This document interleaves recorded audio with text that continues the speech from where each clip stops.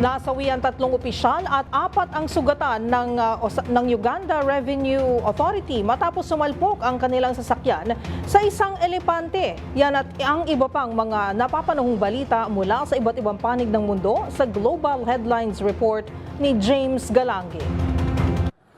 Balita mula sa Uganda, patay ang 3 opisyal at 4 naman ang sugatan ng Uganda Revenue Authority matapos sumalpok ang kanilang sasakyan sa pagala-galang elepante sa isang protected wildlife area. Ayon sa mga otoridad, patungo sana sa capital city sa Kampala ang mga opisyal nang bigla nilang makasalubong isang elepante sa gabi sa Uganda National Park.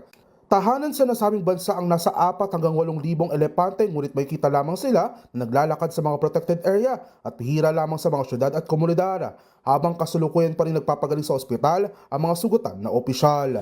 Samantala, balita naman mula sa Venezuela, nananawagan ng hustisya ang mga preso ng Venezuela Western Barinas Prison para kondinahin ang pagmamalupir ng kanilang prison director. Ito'y kung saan ginagamitan sila ng dahas tulad na lamang ng pamamaril bilang paraan umano ng kanilang pagdidisiplina. Kaya naman hinimok nila na bumaba ito sa pwesto at sinunog ang mga matres bilang bahagi ng kanilang kilos protesta, habang wala pang inilalabas sa pahayag ang mga opisyal at otoridad ng naturang kulungan.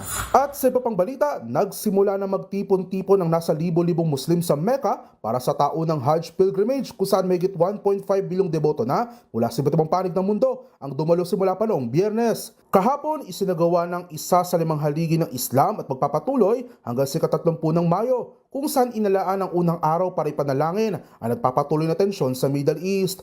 Habang ang Hajj naman isang taunang religious duty ng mga Muslim na isinasagawa tuwing huling buwan ng Islamic Lunar Year o ang tinatawag na Dhul Hijjah. At yan naman nakalap nating balita mula sa iba't ibang panig ng mundo. Para sa MBC TV Network News, ito si James Galangi ng DZRH TV, una sa Pilipinas, una sa Pilipino.